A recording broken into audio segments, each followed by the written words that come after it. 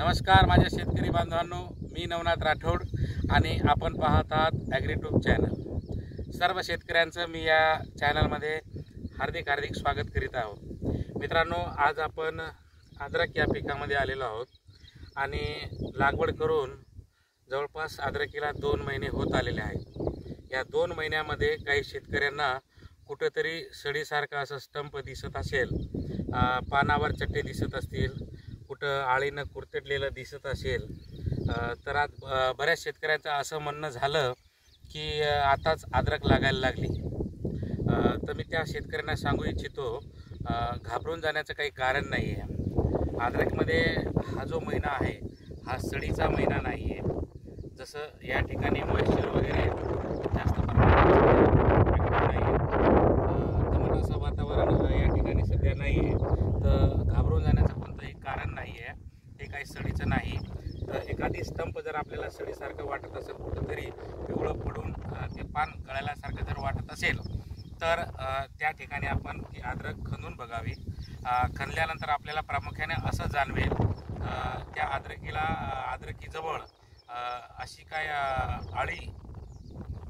आळीनं त्या ठिकाणी कुरतडलेला आपल्याला त्या ठिकाणी दिसू शकते। तर त्यामुळं एखादी जे काही कीटकनाशक आहे जे जमिनीमध्ये आपण त्याला वापरू शकतो, असं एखादे कीटकनाशक आपण आपल्या ड्रीपमधून सोडून द्यावं, जेणेकरून तिचा बंदोबस्त होऊन जाईल। आणि जे आपण या ठिकाणी खतं वगैरे दिलेले आहेत, त्या खतांना डिकम्पोज करण्यासाठी आपल्याकडं जे काही PSB कल्चर असेल किंवा पोटॅश मोबिलायझर असेल, तर या ठिकाणी आपण त्या जैविक खतांचा आपण या ठिकाणी वापर करू शकतो।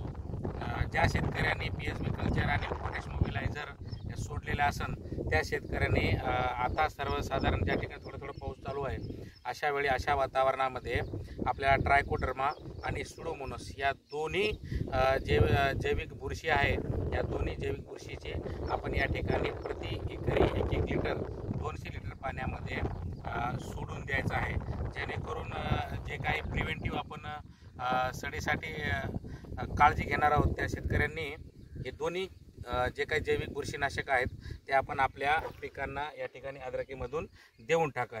हे होतं ह्या आठवड्याचं या ठिकाणी आपल्या अद्रकी पिकाचं नियोजन।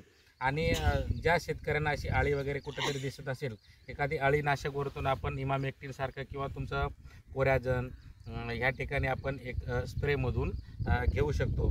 ज्यांच्या अद्रकीला स्पॉट वगैरे बुरशी वगैरे आली असेल, एखादं सर्वसाधारण छोटं कमी तीव्रतेचं बुरशीनाशक आपण या ठिकाणी घ्यावं आणि त्याच्यामध्ये अँटीबायोटिक आपण नेहमी वापरावं, जेणेकरून जे काही या ठिकाणी बुरशी वगैरे जी अटॅक करणारी आहेत, त्या ठिकाणी तिचं आपण या ठिकाणी कंट्रोल करू शकतो। हार्डली जास्त तीव्रतेचं बुरशीनाशक किंवा कीटकनाशक सुरुवातीलाच वापरू नये। हे जे चांगले बुरशीनाशक आहेत तर आपण टप्प्याटप्प्यानं हळूहळू तीव्रतेचे वापरत जावे। सुरुवातीला कोणतंही अति तीव्रतेचं बुरशीनाशक कीटकनाशक या पिकामध्ये आपण वापरू नये। हे होतं ह्या आठवड्याचं अद्रकीचं मार्गदर्शन। तर ज्या शेतकऱ्यांनी आमचं चॅनल अजून सबस्क्राईब केलं नाही, त्या शेतकऱ्यांनी आमचं चॅनल सबस्क्राईब करावं, नोटिफिकेशन ऑन करावं। अशीच वेळोवेळी आम्ही आपल्यापर्यंत माहिती देत राहू। तोपर्यंत जय जवान, जय किसान, जय विज्ञान।